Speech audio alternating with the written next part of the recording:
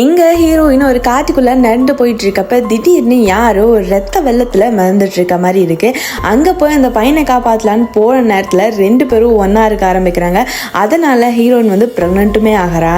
கொஞ்ச நாள்ல ஹீரோயினை காட்டுறாங்க. ஹீரோயின் மலையில நடந்து போயிட்டு இருக்கப்ப அவ கீழே விழுந்து அவளுக்கு அபார்ஷன் ஆகுது. அங்க இருக்கவங்க எல்லாரும் தான் அவளை வந்து ஹாஸ்பிட்டல்ல சேர்த்திருப்பாங்க. ஹாஸ்பிட்டல்ல அவ வேக்கப் ஆனதும் அவளோட பில்லை கொடுக்குறாங்க. அதை கட்டுறதுக்கு கூட அவகிட்ட காசு கிடையாது. ஹீரோ அந்த டைம்ல ஒரு வாட்சை வந்து ஹீரோயினுக்கு கொடுத்துருப்பான். அந்த வாட்சை வச்சு ஏதாச்சும் பண்ணலாம் அப்படி சொல்லி போறப்ப தான் இங்க ஒரு பெரியவங்களை பாக்குறாங்க.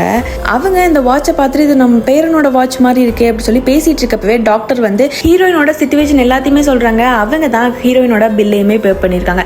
அந்த வாட்சை வாங்கிட்டு போய் அவங்க பேரங்கிட்ட காட்டுறப்ப ஹீரோ வந்து பயங்கரமா ஷாக் ஆகுறான். இப்பதான் தெரியுது அன்னைக்கு பார்த்த பையனோட பாட்டி தான் இவங்க அப்படின்னு. ஹீரோவோட கிராண்ட்மா கிட்ட எல்லா உண்மையுமே சொல்லி இப்ப அவளை தேட ஆரம்பிக்கிறாங்க. ஹீரோயின் கிடைச்சாலா கிடைக்கலையா அப்படிங்கிறது எல்லாமே நெக்ஸ்ட் பார்ட்ல பார்க்கலாம்.